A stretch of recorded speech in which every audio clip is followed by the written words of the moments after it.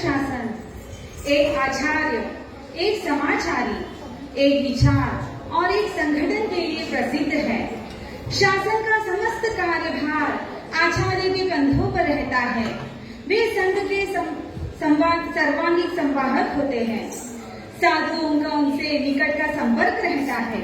अतः आचार्य अपनी इच्छानुकूल साध्वी समाज में से एक योग्य साध्वी को साध्वी समाज के प्रमुखा के रूप में स्थापित करते हैं। 13 पंथ के प्रथम साध्वी प्रमुखा सरदार सती का जीवन जितना रोमांचक है उतना ही प्रेरक भी है।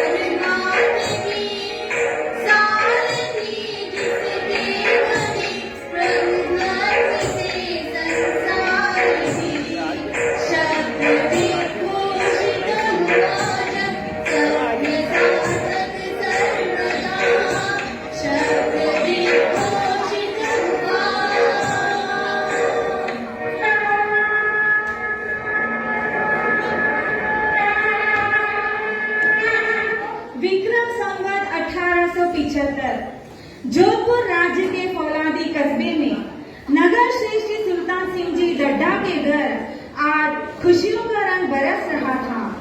मंगल गीत गाए जा रहे थे। उनके पुत्र जोरावर मल जी अपनी नवरा सरदारा के साथ घर में प्रवेश द्वार पर खड़े थे।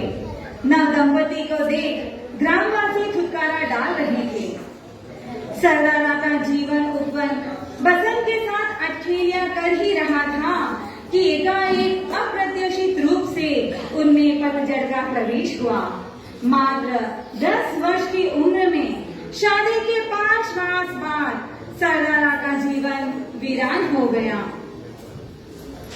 देह छोड़ कर कहाँ गए मेरे मन की मीत, आओ खेले साथ में होगी मेरी जीत, होगी मेरी जीत। कितने दिन हो गए हमने खेला ही नहीं। अब गुस्सा हो बात नहीं करोगे? मैं जा रही हूँ अपने पिताजी के पास। विक्रम संवत 1886 13 पंथ के तृतीय आचार्य ऋषिराज का थली में प्रवेश हुआ। उस युग में विधवाओं की स्थिति दयनीय थी, पर बाल विधवाओं पर इस बात का अपवाद होता था। उनके खान पान रहन सहन में कोई अंतर नहीं किया। इसीलिए परिवार वालों ने बाल मन को पुष्पित करने संतों के सानिध्य में उन्हें लाया गया। बहन सरदारा को उनकी उपासना करने का सौभाग्य मिला। उम्र के सोपान पथ पर सरदारा के कदम जो आगे बढ़ रहे थे, त्यों उसका विवेक भी जागृत हो रहा था। साधुओं के सत्संग में वैराग्य की भावना जागृत हुई। वस्त्रों और आभूषणों का सीमित करना, सचित जल पीने का त्याग, खुले मुंह बोलने का त्याग। विक्रम संवत 1851 में 80 कायम दिन, लगातार 12 बेले और 13वें बेले में तेला करना, चातुर्मास काल में एकांतर तप, बीच बीच में उपवास करना, भीषण गर्मी में 4 सामायिक करना, कड़ाके की सर्दी में एक वस्त्र ओढ़कर 3 सामायिक करना, यह सब देख माता पिता का कलेजा कांप उठा।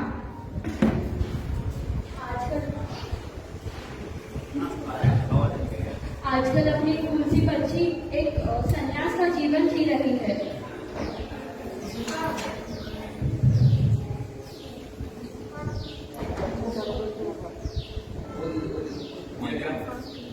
हाँ, इस छोटी सी उम्र में इतनी बड़ी बड़ी तपस्या करना कोई मजाक की बात नहीं है। लेकिन आप चिंता मत करिए, कल ससुराल जाएगी तो सब ठीक हो जाएगा। तपस्या करने का समय ही नहीं मिलेगा। हाँ, मैं खुद जाऊंगा अपनी बच्ची को छोड़ने। लक्ष्य सिद्धि को प्राप्त कर लूं भव जल पार, त्याग तपस्या से सदा पाए मुक्ति द्वार, पाए मुक्ति द्वार।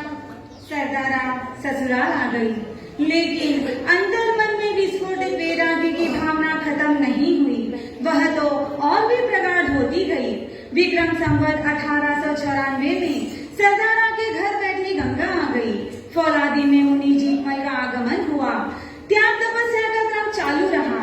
उपवास, बेला, तेला, चाला, पंचोला ही नहीं, धर्म चक्र जैसी लंबी तपस्याएं करने की ठान ली।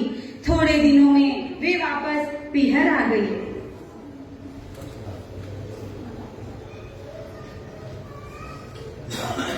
बेटा, अब मैं तुम्हें इस हालत में नहीं देख सकती। अब तो हमारे साथ खाना खाने चलो। ठीक है माँ। मैं सोच ही रहा था कि पिताजी, मैं दीक्षा लेना चाहती हूँ। क्या दीक्षा? कोई जरूरत नहीं है दीक्षा की आज्ञा लेने की। सरदारा, दीक्षा कोई हंसी मजाक का खेल नहीं है। वैसे भी अभी तुम्हारा शरीर कोमल है। कोमल तन नहीं मन बनी, वीर प्रभु की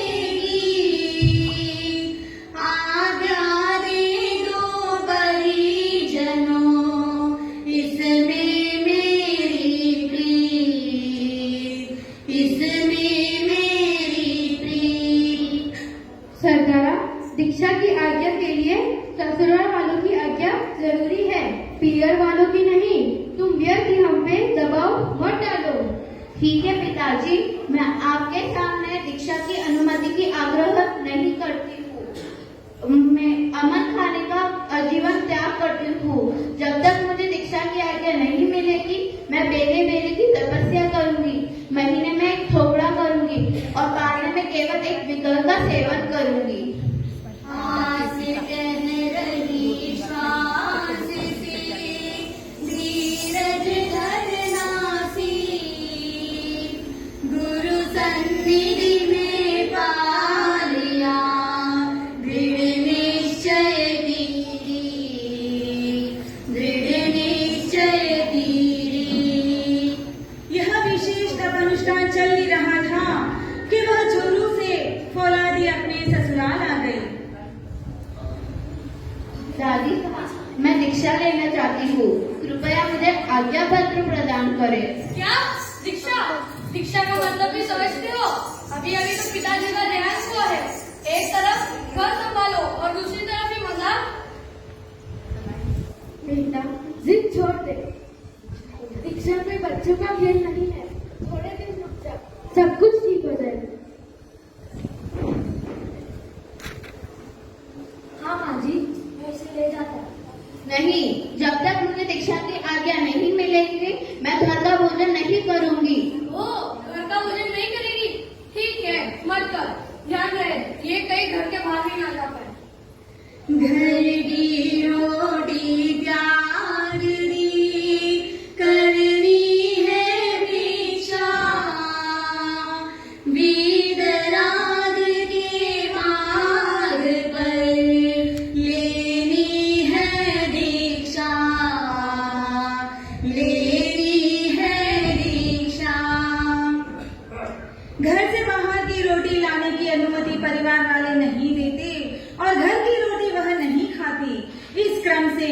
तपस्या के 6 दिन बीत गए, आज 7वां दिन है।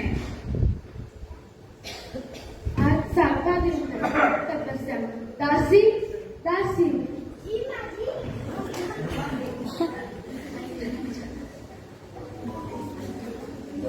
जी माँ जी, जाओ पुरोहित के घर से रोटी लेकर आओ, पालना करवाना है इसका, नहीं तो ये कुछ नहीं खाएगी। जी माँ जी, भिक्षा लेने मैं भी चलती हूँ।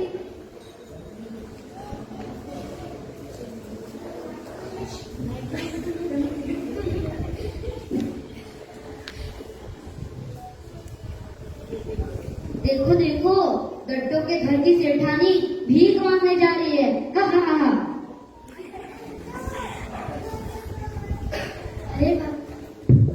अरे भाभी, आपके पास ये 3 प्रकार के पात्र क्यों? एक काष्ठ का, दूसरा मिट्टी का और तीसरा चांदी का। ये विचित्र पात्र क्यों? काष्ठ का पात्र से मेरा अभिप्राय है, साध्वी मानकर मुझे ऐसे ही पात्र में भोजन करना है। हमारे घर की संपन्नता का संकेत देने वाला है ये चांदी का पात्र, और मिट्टी का पात्र इस बात का संकेत दे रहा है कि मुझे साध्वी मानने के लिए किस प्रकार कष्ट दे रहे हैं। यह सुन से जेठ जी गुस्से में बोले, बस बहुत हुआ। द्वारपाल को आज्ञा दे दो, घर का मुख्य द्वार बंद कर दो, और ध्यान रहे बहू सरदारा घर के बाहर ना जा पाए।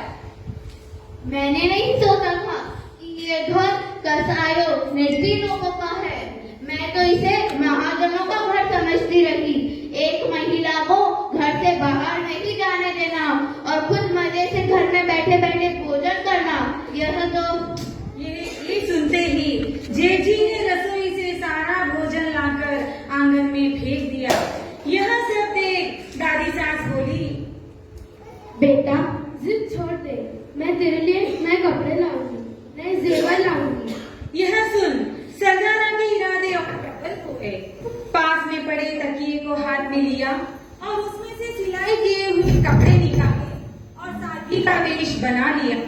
उसी समय बालों का लिंचन भी करने लगी। यह देख जेठ जी ने कहा, निकालो इसलिए सफेद वस्त्र। रुकिए, यदि आपने मुझे हाथ लगाया तो आपके दोनों पुत्रों की सौगंध है। सरदारा की आवाज से दासी सहम गई। उसके आगे बढ़ने की हिम्मत न हुई। क्या हुआ? क्या हुआ? रुकी क्यों हो? निकालो इसलिए सफेद वस्त्र और पहना दो ये लाल साड़ी। मैंने प्रतिज्ञा ली है कि जब तक मुझे शिक्षा की आज्ञा नहीं मिलेगी मैं लाल वस्त्र नहीं पहनूंगी। ऐसे कई प्रयत्न किए, यंत्र मंत्र तंत्र आदि का भी बहुत प्रयोग किया, लेकिन सरदारा जी का मनोबल नहीं हिला। एक दिन सरदारा जी ने तेली की तपस्या की। 2 दिन चौबिहार निकल गए। तीसरे दिन जल की एक घूंट ली और अधिक गर्मी होने के कारण मुंह से खून आने लगा। यह सब देख बच्चे बोले, भाभी देखो देखो, भाभी के मुंह से खून निकल रहा है।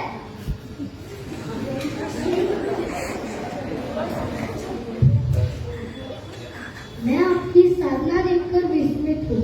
मैंने तो आज भी आपके भैया को इस विषय के बारे में समझाया और वह कहते हैं कि तपस्या करते मृत्यु भी आ जाए तो भी आज्ञा नहीं दूंगा। जब तक मुझे दीक्षा की आज्ञा नहीं मिलेगी मैं अन्न जल ग्रहण नहीं करूंगी। 10 दिन बीत गए। कठोर साधना से शरीर शुष्क हो गया। गर्मी से शरीर में से खून निकलने लगा, पर जेठ का मन नहीं पिघला। यह देख दादी सास बोली,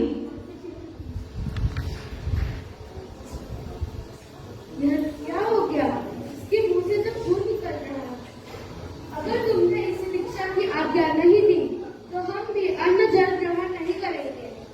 हाँ, यार क्या कर रही हो? इसका दिमाग तो ये तो पहले ही पागल है, अभी आप भी पागल हो गई। ऐसी बात है तो मैं अभी आज्ञा पत्र लिख देता हूँ। विवश होकर माँ के स्नेह के आगे उन्हें स्वीकृति पत्र लिख देना पड़ा। और पत्र काका के हाथ देकर सरदारा जी को उनके पीहर भेज दिया। स्वीकृति का पत्र मिल गया सरदारा को आज, मायूस चेहरा खिल गया जैसे मिल गया ताज, जैसे मिल गया ताज।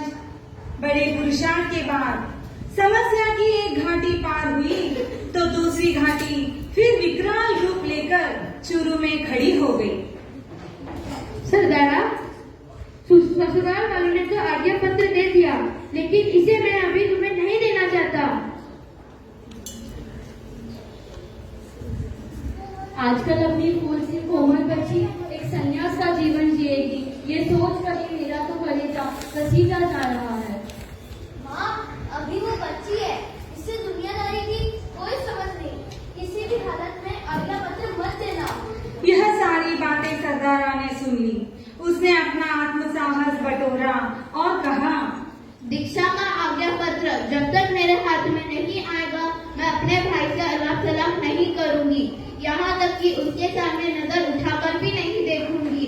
तेले तेले की तपस्या करूंगी, पालने में आइंबिल रहूंगी और आइंबिल दूसरों के घर से और पालना दूसरों के घर से ही खाऊंगी। सदा श्रेष्ठ वस्त्र पहनूंगी। हाँ हाँ, करो तपस्या।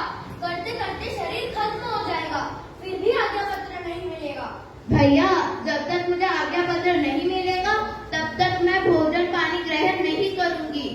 भीषण गर्मी और भीषण प्रतिज्ञा। सत्याग्रह के 5 दिन पूरे होने पर पारिवारिक जनों के मोह की कुछ प्राचीर टूटी। आज्ञा पत्र हाथ में थमाते हुए पिताजी ने कहा, सरदारा, ये लो तुम्हारा आज्ञा पत्र, अब तुम आजाद हो। सरदारा की दीक्षा की बात सुन पूरे मेवाड़ में प्रसन्नता की लहर दौड़ गई। घर घर में उनकी दीक्षा का उत्सव मनाया गया।